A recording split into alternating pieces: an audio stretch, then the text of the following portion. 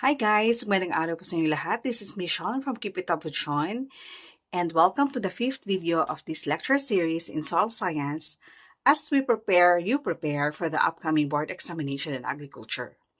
In this video, we are going to talk about physical properties of the soil, particularly soil texture, soil structure, and soil color. Hinati ko ang topic na to kasi medyo malaki siya na topic. So, I hope you are going to learn from this. If you are new to my channel, please click the subscribe button and it will help me a lot. Thank you very much and see you later. Hi guys, welcome again to this 5th video. So this is the lecture number 5. And in the first 4 videos, we talk about the introduction and origin of soil, the factors affecting soil formation, and the last video, which is on the video number 4, we talk about soil weathering. And today, we are going to talk about physical properties of soil. We are going to focus mainly on the soil texture, soil structure, and soil color. Hinati ko siya kasi medyo malaki yung topic na to and masyadong mahaba. So, before we discuss video number 5, let's just first review the previous videos that we have. So, as a recap, we know that soil comes from rocks, we have 3 different rocks. So we have igneous rocks that are formed from molten magma or lava. So it's coming from volcanic eruption.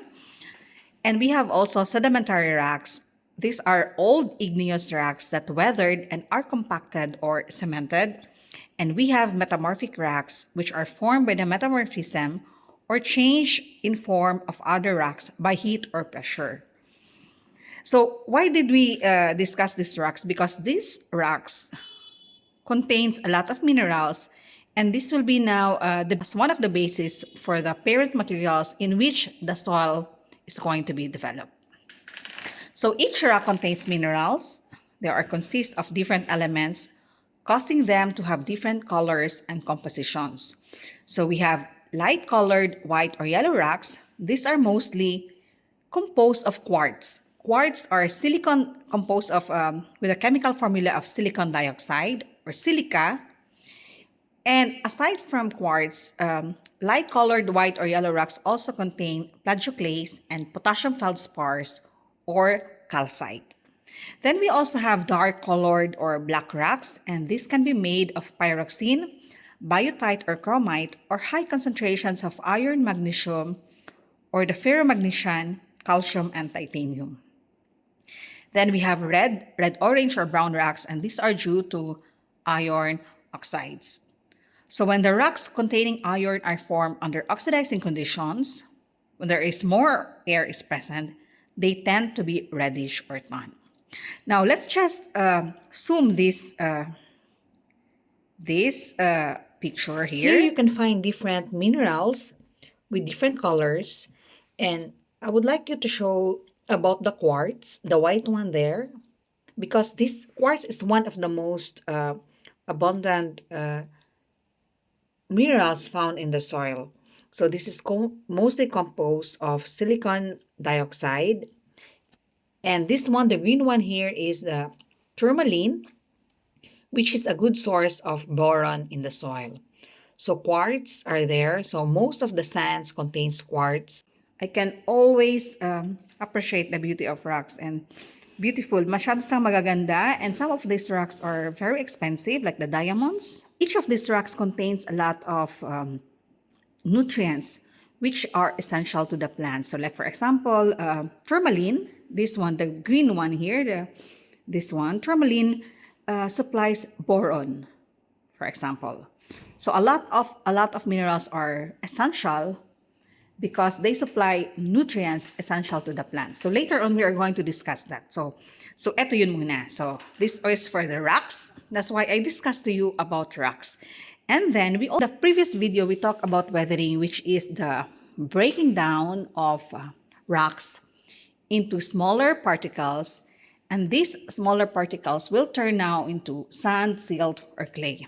But you see, not all rocks weathered in the same rate. Iba-iba kasi there are some rocks na medyo matigas, meron namang ibang rocks na malambot or soft rocks. So this is according to the Mo scale. So Mo is a German mineralogist, Mo. So siya yung nag-develop ng Mo scale in which he rates the hardness of minerals by their ability to scratch soft rocks. We have there the first one. In the lower side, we have there the gypsum. Pero meron pa ring number 1 sa gypsum. And that is talc. Talc, yung pulbos. So number 1 in the scale is talc. The second is gypsum.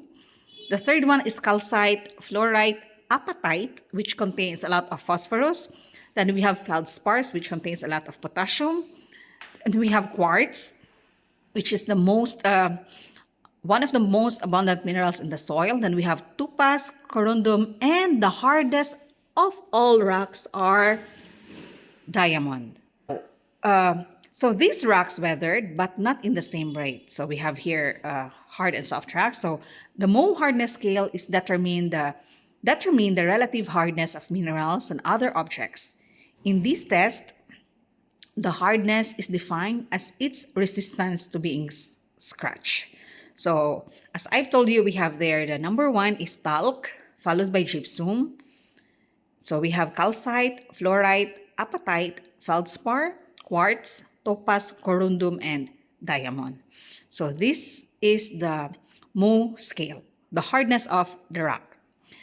Now, who is Mohs? Friedrich Mohs is a German mineralogist, and he discovered the hardness scale in 1812. He selected 10 minerals of distinctly different hardness that range from a very soft mineral, which is the talc, and to a very hard mineral, which is the diamond. So you see, that's why some of the rocks weather faster because it also depends upon the parent material that sit on it. So may mga rocks na matitigas, mayroon namang mga rocks na softer. Kaya iba-iba yung weathering rate ng bawat rocks. Then, rocks and its common nutrient element constituents. So in most soils, feldspars, micas, and quartz are the main primary mineral nutrients. And each of these rocks contains a lot of elements. And pyroxene and hornblends are present in smaller amounts. The potassium feldspars, micas, are important reservoir of potassium. They are a good source of potassium. And it also contains significant amounts of calcium, sodium, and silicon, and smaller amounts of copper and manganese. That is why bawat area may mga inherent fertility kasi iba yung rocks na na-form doon sa area na yun. And amphiboles and pyroxene are most important source of magnesium, iron, calcium, and silicon, and most of the micronutrients. However, carbonates, which are a great source of calcium and magnesium in the soil, and we can always find them in the dolomite and in the calcite, yung mga limestone. So limestone are common source of calcium and magnesium in the soil. So these are all carbonates. This is a table showing you what are the nutrient element constituents of each mineral. So for example, so we have here feldspars, potassium feldspars. So these feldspars are a major source of potassium, calcium, and sodium. And it also contains minor elements such as copper and manganese. When we go to amphiboles and pyroxenes, so it contains magnesium, iron, and calcium, and minor elements such as nickel, copper, cobalt, manganese, zinc, and molybdenum. Then we also have micas, which are major source of potassium, calcium, sodium, magnesium, and iron, and the minor elements like nickel, manganese, cobalt, zinc, and copper. The titanium minerals contains a lot of titanium, iron, and calcium, and it contains also cobalt, nickel. Then we have apatite. Apatite, guys, is a very rich source of calcium and phosphorus. So calcium and phosphorus are being supplied by the rocks coming from apatite. And of course, the clay. In clay, we can find a lot of cations, the mineral bases, the bases, so which are the potassium, magnesium, iron, calcium, and the not sodium. And we also have the irons of oxides, which we can find iron, and it also contains manganese, zinc, nickel, and copper in small amounts. And we have carbonates, which contains a lot of calcium and magnesium and iron. And we have also other minerals. So you see, guys, that's why iba-iba yung fertility ng bawat lupa kasi depende din dun sa area na yun kung ano yung mga most dominating rocks na na-form and that weathered through time. So wag niyo itong kalimutan kasi later on, we are going to discuss this in the field, in the topic of self-fertility. Don't forget na sabi ko nga kanina, the tourmaline supplies boron in the soil. Tourmaline. Yung magandang bato kanina nakita nyo. So these are the factors affecting rate of weathering. So as we mentioned in the last video, physical and chemical weathering works together hand in hand. Sabay-sabay silang nangyayari. Sabay-sabay silang undergo. And number one factor is the exposed surface area. So high exposed area increases the rate of weathering. And then we also have the particle size. So smaller particles weather faster than larger particles. So mabilis yung processes pag maliliit yung mga particles. Then we also have chemical composition, which is the mineral composition of the rocks. So some rocks are harder or weaker than the other, and quartz is resistant to weathering. So that's why we can find quartz, we can find silicon dioxide in the soil. And we also have climate. So areas with warmer and wet conditions have higher rate of weathering because water and warm temperature or heat makes the chemical reaction faster.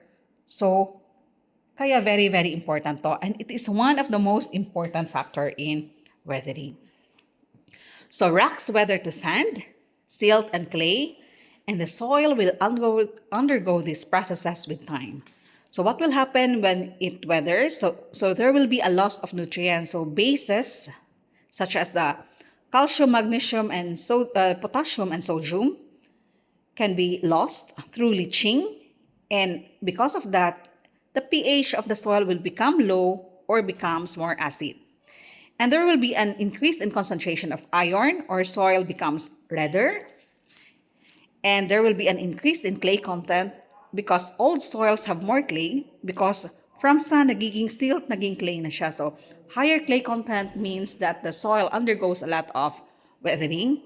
And then through time, there will be a deeper weathering into the parent material. We mentioned in the first video of this lecture series that a soil pit is being digged so that they can determine how the soil develops. So you see the soil has different horizons. So we have their O horizon for organic horizon. We have the A horizon, the B horizon, and the C horizon, and then the R, which stands for the bedrock. And in order for us to see the soil pit in a small scale, we made there a soil monolith. A soil monolith represents a vertical slice of soil in its natural position. So it is used to display soils and their properties for a variety of educational purposes. Kasi hindi naman lahat ng mga tao may access to dig a pit. So for them to explain what are the different kinds of soil, they present it by making a soil monolith.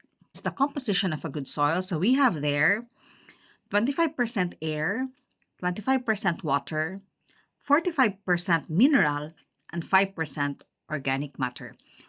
Ito yung composition ng good soil. Ideally, ideal soil, good soil. But then, not all soils has this property. So iba-iba. But this is the composition of a good soil. And this mineral fraction, which is the 45% of soil, is largely composed of oxygen, silicon, and aluminum. So OSA. This is the silicates.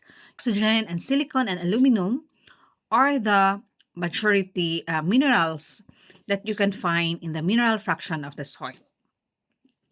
After these elements, the most abundant in soil are iron, carbon, calcium, potassium, sodium, and magnesium.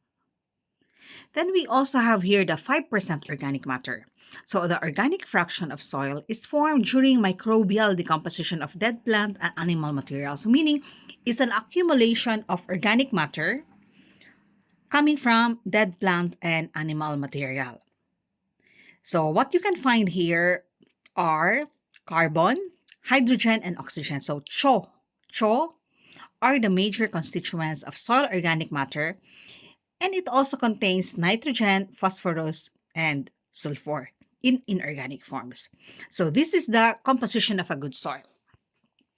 Now, we are going to discuss now physical properties of soil, but then as I mentioned, we just focus first in this video about soil texture, soil structure, and soil color. First, we're going to talk about soil texture. Ito yung relative proportion ng sand, silt, and clay in a soil. So those sand, silt, and clay are all coming from the weathering of rocks. So this is the relative proportion of sand, silt, and clay in a soil. So it is the single most important physical property of the soil.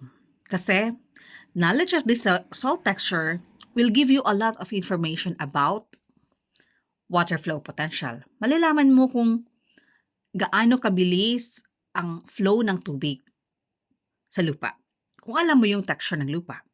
Second is, it will also give you an idea what is the water holding capacity. It will also tell you about the fertility potential of your soil because sand, silt, and clay has different fertility levels. So, knowledge of the soil texture will give you an idea kung gaano ka kataba or ka-fertile yung lupa. Then, it will also give you an idea what is the suitability for many land uses of the area like bearing capacity. Kasi hindi ka basta-basta makakapagpatayo ng mga buildings, especially high-rises building, pag yung lupa mo is, for example, sandy, or yung lupa mo is masyadong clay, for example, na may capacity na mag-shrink or mag-swell yung lupa. So, kailangan dyan ng analysis. So, kaya, the knowledge of your soil texture will give you a lot of information. Kaya, importante ang soil texture ng lupa. So, I told you, this is very important for understanding soil behavior and its management. Kasi pag alam mo yung soil texture ng lupa, alam mo rin kung paano mo i-handle yung irrigation or gaano ka kadalas mag-apply ng abono or marami siyang effect. And it is not subject to change in the field, but can be changed in potting mixes or small area. Sorry, but the soil texture, hindi yan basta-basta mababago. You cannot change the soil texture in the field, but then, you can change it in a small area. For example, kung meron ka mga pots, for example, or paso, pwede mo yang ibahin. But then in the field, it is very, very difficult to change the soil texture of your area. How do we determine the soil texture? So, meron siyang mga particle diameter size. So, the particle size of the soils are ranging over 6 orders of magnitude. So, we have them greater than 2 meters are boulders. Then, we have there also coarse fragments which are greater than 2 millimeter. We have the sand, which is in between 0.05 millimeter to 2 millimeter. And we have the silt, which is from 0.002 millimeter to 0.05 millimeter. And we have the clay, which is less than 0.002 millimeter. So this is the classification of the particle size, particle diameter of each soil components.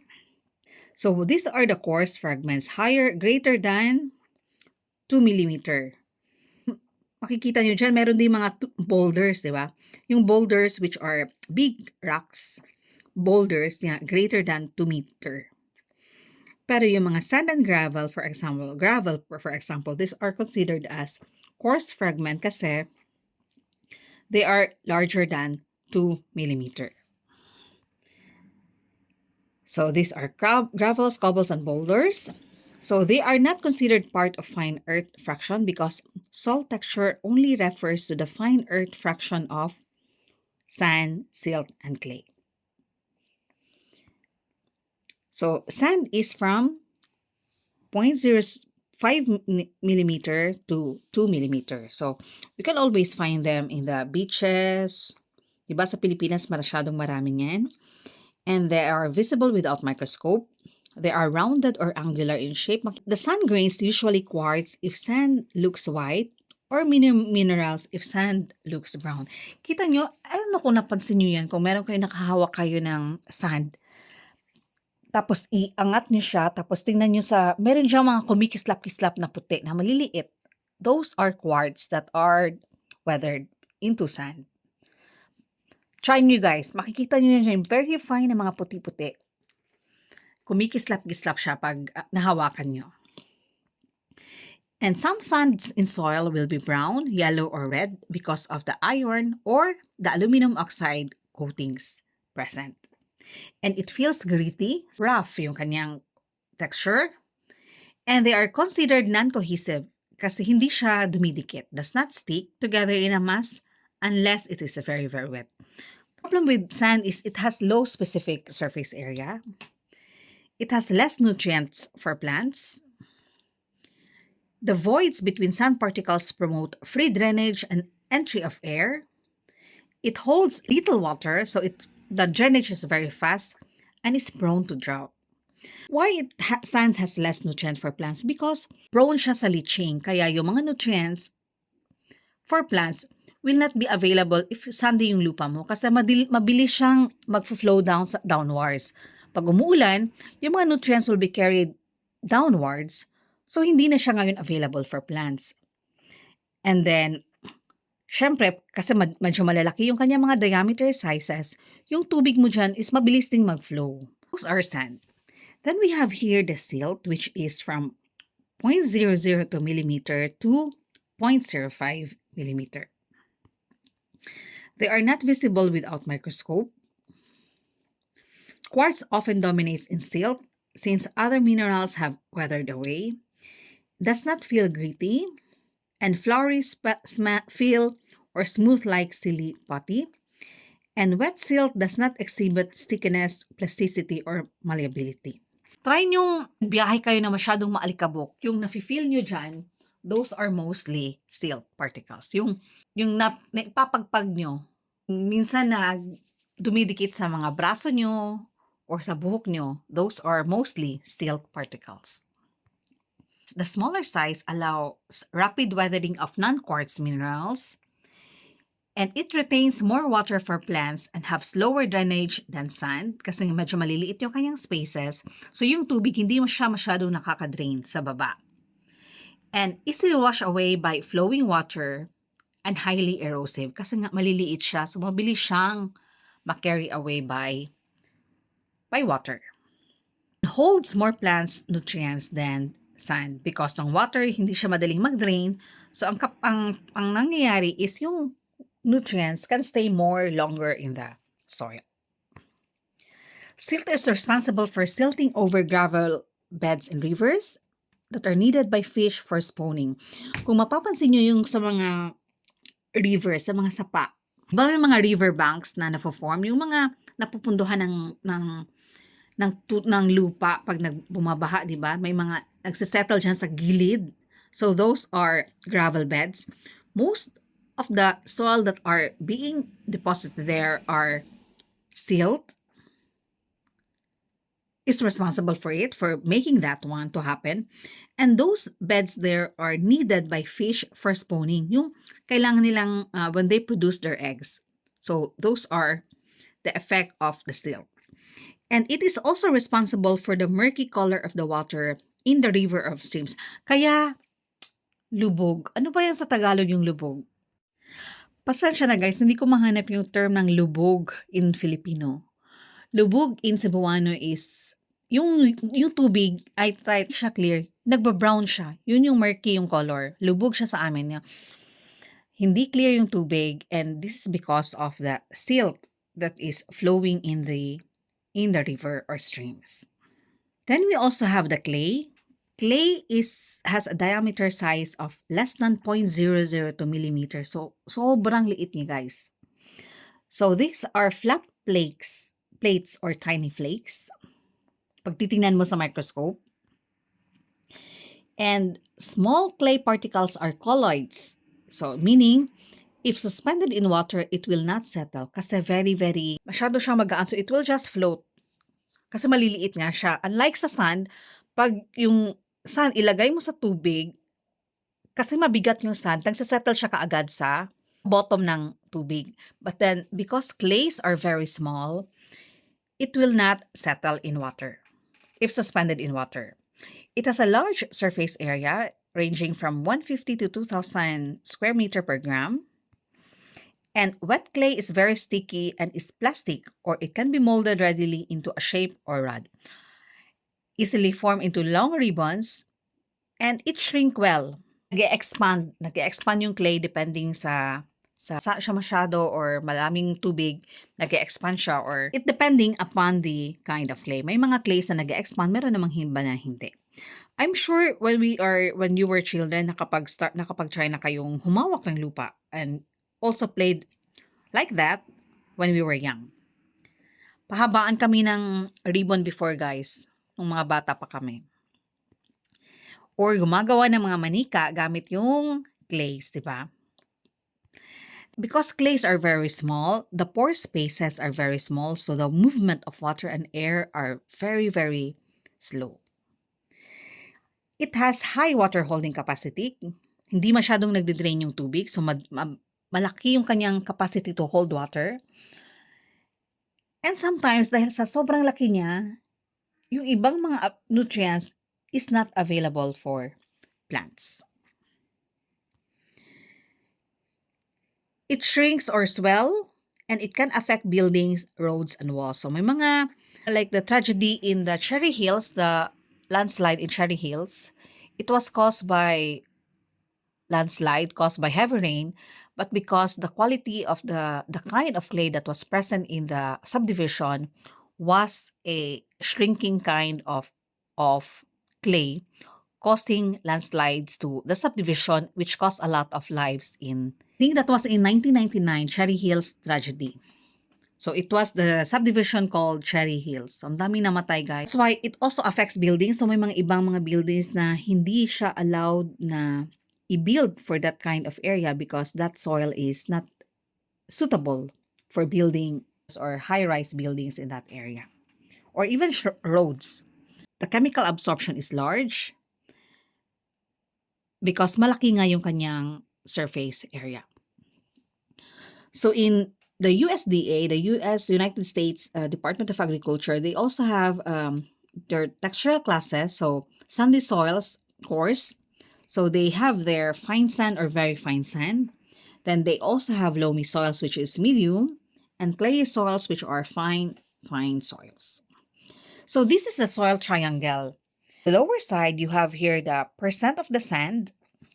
In the left side, you have there the percent of the clay. And in the right side, you have here the percent of the silt. Depending on the results of your particle size analysis, you can now identify what is the texture of your soil. Coarse textures are sands and loamy sands. And then we also have here the moderately coarse texture, which are the sandy loam, fine sandy loam. We also have here loamy soils, which are coarse, loamy soils coarse. So we have there the medium texture, very fine sandy loam, silt loam, and silt. And we also have loamy soils which are fine, moderately fine texture. We have the sandy clay loam, silty clay loam. So medyo marami na yung kanyang clay. And these are the clay soils, the fine texture, silty clay or sandy clay. As I've mentioned, soil texture can be changed only by mixing with another soil with a different textural class in small quantities. But then in the field, it's not possible to change the texture of a soil. So adding sand to a clay soil creates a cement-like substance. Adding peat or compost to a mineral soil is not considered changing the texture because it only adds organic matter, not sand, silt, or clay. So kahit pa magdagdag ka siya ng organic matter, compost, or anything, your soil texture is still the same because you did not add any additional of sand, silt, and clay, although yung kanyang other physical properties will now be improved with the addition of compost. If you want to grow crops, find soil with native texture properties you want and don't try to make the texture you want. So, kung yung lupa mo is sandy soils or sandy loam soils, find crops which can tolerate sandy loam soils. You cannot plant rice, for example, in the sandy areas kasi nga hindi siya suitable. Rice needs water, so if you plant your rice in the sandy areas, all of the water will be gone and your rice will not grow. So you always have to adjust your plants, how to grow your plants and how to manage them according to the soil texture of your area. These are the changes in soil texture. Over long periods, like for example 1,000 years, the pedologic processes alter soil horizon textures. Kasi materials na nasa taas, through time, mabilis na pag-ulan or constant na pag-ulan, whatever materials na nasa taas, there will come to a point na bumababa siya sa ilalim. Hanggang sa you would have a lot of clays settling downwards. So as soil gets older, sand weathers to silt, and silt weathers to clay. Therefore, old soils have more clay. So this is a translocation of clay. So kita mo dyan, so meron na ngayong argillic. So there will be a formation of B horizon kasi through time, yung mga clays will be accumulated downwards. So clay also translocate down in the soil profile. So subsoils generally have more clay than topsoils. And argillic horizons are formed and are zones of clay accumulation. So argillic ang tawag dyan. So why is soil texture important? Number one is it affects water retention, permeability, and movement. So it affects infiltration, percolation, the drainage of your soil, as well as the soil aeration. For example, sandy soils are more porous kasi medyo malalaki yung kanyang sizes. So there will be a lot of pores present within the soil. It also determines crop suitability. Root crops best planted on loam, while rice paddy is best planted in clay loam to clay. So merong mga suitability test na ginagawa if you wanted to plant something. So it may indicate also inherent soil fertility. Clay soils are generally more fertile than sandy soils, which are usually potassium deficient.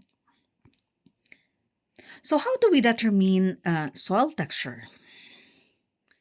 First is we have this roll method. We have also the feel method. We have the hydrometer method. And we have the pipette method. So isa-isahin natin yan. So how do we determine through roll method? You wet soil in hand. You make a ribbon. And the length of ribbon indicates clay content. So yun sa roll method. So titinan mo ngayon pag medyo yung ribbon mo hindi na sisira, kung mahaba yung kanyang ribbon, ibig sabihin yun, mas maraming clay content yung lupa na tinatry mong gawin. And then we also have this feel method. This procedure takes practice, but eventually, a person can become very proficient and will be able to estimate the percent clay and silt. So where I was working in Leuven in my first job here in Belgium, I worked in a soils laboratory. My work there was an administrative staff. My boss was making the fertilizer recommendation, and I'm encoding the crops, the fertilization history of each farmer, and also send the results to the different farmers. And from time to time, I'm also helping in the lab determining the pH of the soil, the water, as well as the total dissolved solids. There, because we are helping with the fertilizer recommendation, one person is responsible for the sort of the soil. This person need to take an exam. They will be given different kinds of soil, and then they are going to fill it, and they are going to estimate what is the texture of that soil. And fail to pass the test, they are not allowed to do the test. So our laboratory is not going to allow to determine that texture of the soil. It has to be standardized, so kaya nagkakaroon ng accreditation, so nag-e-exam yung mga person, the analyst who does it, para standard yung kanilang knowledge about the soil texture. It needs experience, guys. The grit or lack of grit indicates sand or silt. Feel nila kung meron bang may ma-feel sila something yan. I'm not expert on that method. And the smoothness indicates silt. And then we also have another kind of method, which is the hydrometer method. So here, the salt particles suspended in solution settle out at a rate that depends on the size of the particles. Diba nasabi ko kanina, pag sandy yung yung lupa mo, mas mabilis siyang mag-settle pag ilalagay mo yan siya sa tubig. The silt is not going to settle if suspended. So the larger the particle, the faster it settles. And this settling rate is given by Stokes' law. So person, guys, who was able to studied it, and the density of the water due to suspended silt and clay holds up hydrometer. Kasi yung sand is already settled dun sa ibaba, sa bottom ng tubig. The silt and the clay holds the hydrometer, so it will now determine how much is the silt and the clay present in the suspension. So this is the formula of Stokes' law. Very complicated siya, guys. So yan siya. So they have the V, which is the settling velocity. The ds is the particle density. dl is the water density. G is the acceleration due to gravity. R is the radius of the particle. And N is the water viscosity. So hindi ko na yan isa-isahin kung paano yan i-calculate. But then at least you understand the reason about the Stokes' law. So it is based on the settling settling velocity of the particle. So paano ginagawa ang hydrometer method? Hydrometer is used to measure amount of silt and clay in suspension after 48 seconds. Thus, if you completely disperse a sample of soil in water and agitate the suspension so that at time 0, sand, silt, and clay particles were uniformly distributed. In the water, an aliquot of the suspension taken at 48 seconds and above the 10 centimeter depth will contain only silt and clay particles. No sand, kasi yung sand is nagsettle na siya dun sa ibaba. Similarly, an aliquot taken at 8 hours will contain only clay particles kasi mas matagal siyang mag-settle down. From these two aliquots, the percentage of clay, silt, and sand can be determined kasi yung percentage of clay, silt, and sand sum up to 100%. Then we also have another method, which is the pipette method. The pipette method consists in using a pipette to take a specific volume of water suspension of a soil. So samples are taken after a specific time from suspension stirring at a specific depth and using a pipette with known volume. Next, the samples taken are evaporated and dried to constant weight.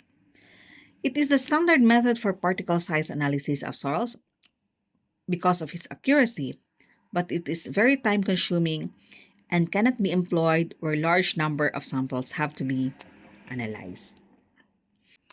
So here we review. Sand is from 0.05 millimeter to 2 millimeter, may be rounded or angular, most commonly composed of quartz and are considered to be non-cohesive. And we have also a silt, which is from 0.002 millimeter to 0.05 millimeter. The individual particles are not visible to the naked eye. Most particles are still composed of quartz, but they are so small that they feel silky like flour and have a moderate water holding capacity due to many pores and is still mainly non-cohesive. Then we also have clay, which are particles smaller than 0.002 millimeter. They shape like tiny flakes or platelets that pack close together, very cohesive and maybe sticky. This is table from the book of Brady, which is the shows the generalized influence of salt separates on some properties and behavior of soil. So we have there the property or behavior, and we also have there the sand, silt, and clay. So we have here water holding capacity, aeration, drainage, soil organic matter level, decomposition of organic matter, warm up in spring, compactability, susceptibility to wind erosion, to water erosion, the shrink well potential, the sealing of ponds, dams, and landfills, suitability for tillage after rain, pollutant leaching potential, the ability to plant nutrients, store plant nutrients, and the resistance to pH change. So meron yang iba-iba. So like for example, water holding capacity, sand holds water very low, clay holds high water holding capacity, has high water holding capacity. Drainage rate, so sand has high drainage rate while clay has very low slow drainage rate. Or what about the ability to store plant nutrients? So sand has poor ability to store plant nutrients, silt has medium to high, clay has high ability to store plant nutrients. So susceptibility to wind erosion, moderate, high if fine sand. Silt is high kasi maliliit siya yung particle, so mabilis siyang liparin ng hangin. But clay, kahit na maliliit yung clay, it has low susceptibility to wind erosion because they stick to each other. So nag-hold siya, so hindi siya mabilis na i-carry away by hangin. What about susceptibility to water erosion? Sand normally has low susceptibility to water erosion kasi mabigat siya, malalaki kasi siya, hindi siya mabilis na i-carry ng tubig kasi nga mabigat siya. Compared to silt kasi maliliit yung mga silt. And clay normally is low if aggregated, pero mataas yung kanyang susceptibility to water erosion if not aggregated. Kasi nga, dikit-dikit siya, di ba? So, nakastick siya against each other. Nakastick siya with each other. So, hindi siya mabilis na carry away by water erosion. Then we now discuss soil structure. It is the arrangement of primary soil particles into beds, and the structure influence water movement, heat transfer, erosion, and porosity. Aeration and porosity. So this is the effect of soil structure. So individual sand, silt, and clay particles will form together into specified shapes. So these are the effect of physical fragmentation by freezing and thawing. And beds are formed in the soil by wetting, drying, freezing, and thawing, and are held by clay and organic matter. So depende yan. These shaped structural beds are given names based on their appearance. So depende yan kung paano siya na-form because of wetting or drying. So iba-iba ang ma-form ng sa soil. So we have different kinds of soil structure. We have granular, platy, subangular or blocky or prismatic, and good structure promotes healthy soil. These are the different kinds of soil structure. So we have their granular. It resembles cookie crumbs and usually less than 0.5 centimeter in diameter, commonly found in surface horizons where roots have been growing. We also have blocky. We have the prismatic, vertical columns. We have also the columnar and platy, which are thin, flat plates of soil that lie horizontally and usually found in compacted soils. And we have their single grain, found normally in sandy areas. So, isa-isahin natin yan. So, we have here spheroidal. This is mostly the characteristic of surface horizons, which is the A horizon, and subject to wide and rapid changes. So, we have here two kinds. We have the granular, which is porous, and we also have crumb, which is very porous. So yun yung picture niya dan sa right side. Then we also have plate-like. This is common in E horizons, may occur in any part of the profile, and often inherited from parent material of soil or caused by compaction. So ano siya guys, nag-layer na siya. So these are thin flat plates of soil that lie horizontally. So yun siya. Then we also have black-like, common in B horizons, particularly in humid regions, and may occur in A horizons. So we have there two kinds, angular blackie and subangular blackie. So yun yung na-form niya dyan guys. Yan. And they are irregular blacks that are usually 1.5 to 5 centimeter in diameter. And then we also have this one as angular blackie. So makikita mo yan guys if you try to break some soil, and you can see there how the structure of the soil is being formed. And we also have here an prism-like, which is usually found in B horizon and mostly common in arid and semi-arid regions. So we have there the columnar, which are rounded tops. So kita mo yung rounded niya is dun sa taas. So columnar. And we also have prismatic. So flat yung kanyang angular tops compared dun sa columnar. So the prismatic, and we have the columnar kind of structure. And we also have here single grain. So the soil is broken into individual particles that do not stick together and always accompanies a loose consistence and usually found in sandy soil. For sure nakakita na kayo yan, sandy soils. Single grain soils. So these are the examples. So we have here granular, platy, wedge, the blackie, the prismatic, and the columnar. So how is soil structure being formed? So this is due to the binding agents like soil organic matter. These are also the products of microbial decomposition like the gums, polysaccharides from the dead plants and grasses, or lime or the colloidal clays. And different cations also has a effect on the soil structure. Like for example, calcium encourage flocculation or aggregation of soil. So when there's a lot of calcium in the soil, it will cause now to become aggregate. Pinagdikit-dikit na yung soil particles. But then if you have sodium, it encourage dispersion of soil. Pinaghihiwalay ng sodium yung soil. So it depends upon what are the dominant cations that are adsorbed in the soils. These are the factors that affect soil structure. So number one, amount of organic matter, kind of clay, freezing and thawing, wetting and drying, and action of burrowing organisms. So all of this, and also the growth of root system of plants. So all of this, it will now affect the soil structure. So depende.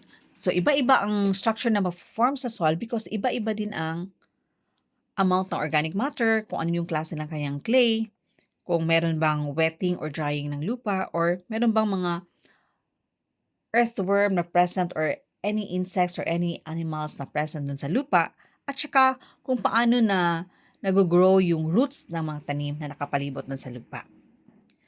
So, soil aggregates are multiple soil particles that are held in a single mass such as a clod, crumb, block, or prism. These are important structures in the soil because they provide the basic structure and maintain the pore space. And they are held together by biological members or clays. So the aggregate stability is the ability of the soil aggregates to resist breakage upon wetting. So kahit pa man nabasa mo yung lupa, they are still stable. So the aggregate doesn't change. So the organic matter is mainly responsible, and soils with high kaolinite and hydrous oxide clays have high stability, meaning hindi siya basta-basta nagbabago. And the mechanism of sodium and calcium affects because it will cause dispersion and the flocculation of or coagulation of particles. So what are the soil management the effect of soil management related to soil structures. So the organic matter for sandy soils. Sandy soils have good drainage and aeration, but easily become dry and drought.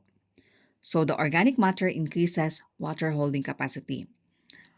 Proper tillage or cultivation of clay soils, if plowed when too wet, yung clay, the soil loses its structure and becomes puddled. Puddled siya, na-destroy na yung structure ng lupa mo. And this is what we normally do when we prepare the paddy rice soil, yung basakan. English is rice field. What we do here is we destroy the soil structure of rice field. Kaya nga siya tinatawag paddy rice soil. Kasi we make puddled soil. We plowed when it's too wet so that the soil loses its structure and become puddled. So then the continuous corn, for example, if you plant corn continuously, there will be less water stable aggregates. Corn in rotation with grass cover will have larger aggregates. And if there's a mulching or cover cropping, it protects the structure from rain, so it will not destroy the structure of the soil. Then we go now to the soil color. I'm telling you guys, the soils are very, very interesting. So they have different kinds of soil, and it will tell you a lot of stories. So this is a mosaic of different soil colors across Queensland in Australia landscapes. Ang ganda, di ba? So those are different kinds of soil. And soil color is the first thing that we notice. But we only see just the topsoil, but it does not reflect the entire soil. That's why we need to dig a pit to really see how the soil looks like. So the top soil is usually darker than lower layers or horizons due to organic matter accumulation. So the soil color is usually due to three main pigments. So we have black, red, and white. Black is from organic matter, red is from iron and aluminum oxides, and white is from silicates, from quartz, diba? And salt.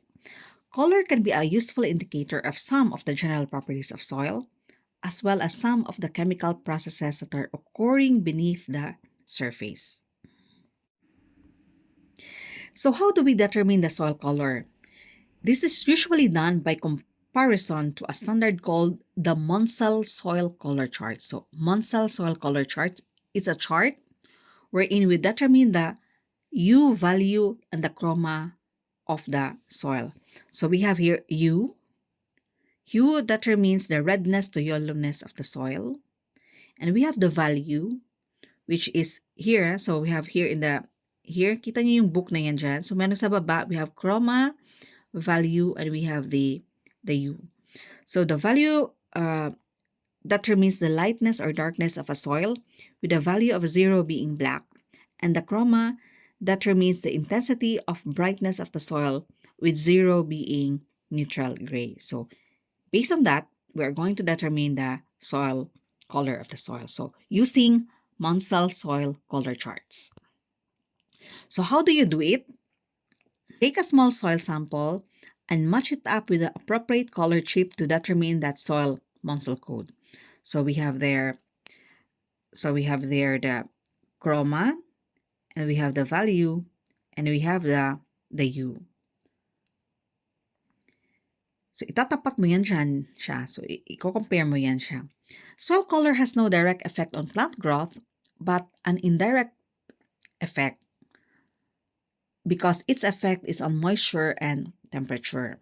Darker soil absorbs more heat and releases heat slowly. It is also an indicator of climatic condition under which a soil is developed or its parent material. It will tell you a lot. So there are three factors that have the greatest influence on soil color. So we have the organic matter content, water content, and the presence and oxidation states of iron and manganese. Iron and manganese. So the red color indicates unhydrated iron ions, and it will indicate that the soil has good drainage and aeration. The yellow color is due to iron oxides, yellow color. And we also have here the gray and whitish color, which are caused by quartz, kaolin, calcium carbonates, and magnesium carbonates, gypsum and other salts, and compound of iron. Grayish color indicates permanently saturated horizons. Ibig sabihin na submerged siya usually ng tubig. Gray yung kanyang lupa. Color. And poorly drained soils are nearly always mottled with various shades of gray, brown, and yellow. So, mottling yung tawag doon. We will see that later. So, ibig sabihin, poor yung kanyang drainage pag meron kang makikita mga mottles. So, what is the significance of soil color? Soil color will tell us about the productivity and the fertility of the soil. Black being the highest productivity and fertility, followed by brown, rust brown, gray-brown, red, gray, yellow, and white. So, depending on the soil color, it will give you an idea what is the fertility of that soil. Then we also have the soil color and parent materials. It will give you idea what are the parent materials of that soil. It will also give you about an idea what is the climate in that area and the drainage of the area, and it's used in soil classification because we use soil color in classifying soils.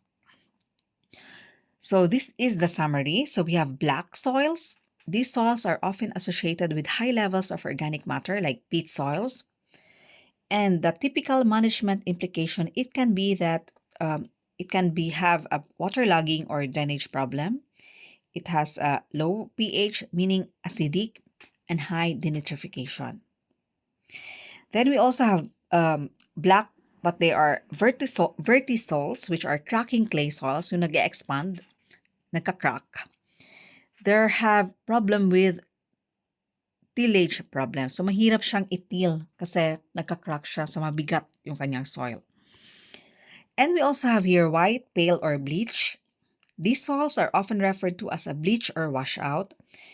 The iron and manganese particles have been leached out due to high amounts of rainfall or drainage. So there will be a leaching of nutrients. So you can expect there that there will be a mababa yung kanyang fertility and there will be low plant available water kasi mabilis siyang mag-drain. Then we also have red soils. This color indicates good drainage kasi a lot of oxygen is present. Iron found within the soil is oxidized more readily due to the higher oxygen content, and this causes the soil to develop a rusty color, and the color can be darker due to organic matter. So, ibig sabihin pag red yung soils, there will be higher phosphorus fixation, and there will be also low plant available water. And then we also have yellow to yellow-brown. So these soils have often poorer drainage than red soils. The iron compounds in these soils are in a hydrated form and therefore do not produce the rusty color. They are normally moderate, they can have a moderate phosphorus fixation. They have low plant available water, and there's also high tendency of compaction. And we have here brown soils. These are usually associated with moderate organic matter level and iron oxides. So they have low to moderate phosphorus fixation, low to moderate plant water available. And these are the clay or gray or green soils. These soils are associated with very poor drainage or waterlogging. The lack of air in these soils provide conditions for iron and manganese to form compounds that give these soils their color. So the effect of that is that maybe there's a waterlogging or drainage problem, there's a high denitrification risk, and there's a methane emission hazard. So here to summarize, red, the iron oxides in warm and dry environments. This usually indicates good drainage, and intense red indicate a highly weathered soil. Yellow are due to iron oxides in cool and moist environments, and this usually indicates good drainage, and an intense yellow indicates also a highly weathered soils. Then we have blue or green, bluish green, due to the ferrous iron, usually indicates poor drainage, meaning that it has no oxygen. And we have gray or white soils indicate intensely leached horizon, so you can now have horizons, or poorly drained soils with iron removed. So nagiging clay na siya. The white can be due to an accumulation of salts or carbonates, lime, and brown usually arises from organic matter but can also be from manganese. And black can be from organic matter but also could be an indication of the presence of sulfides in poorly drained soils. Then we also have here the mottles. So these are the mottles na sinabi ko nga kanina. These are special pattern of colors, the redoxymorphic features, which is previously called mottles.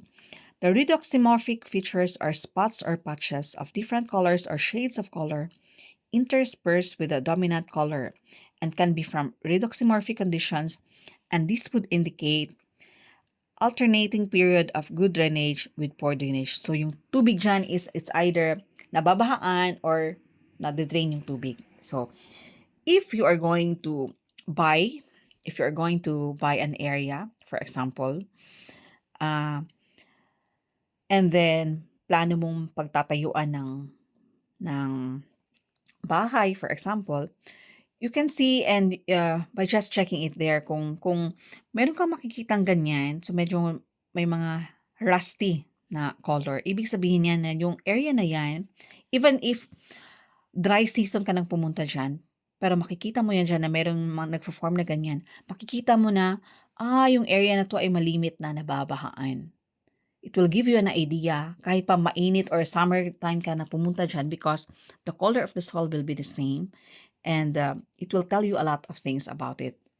And also kung plano ka magtatanim siya ng, for example, ng saging or any other crops, you can find there what is the drainage problem of the soil by just looking at the color of the soil.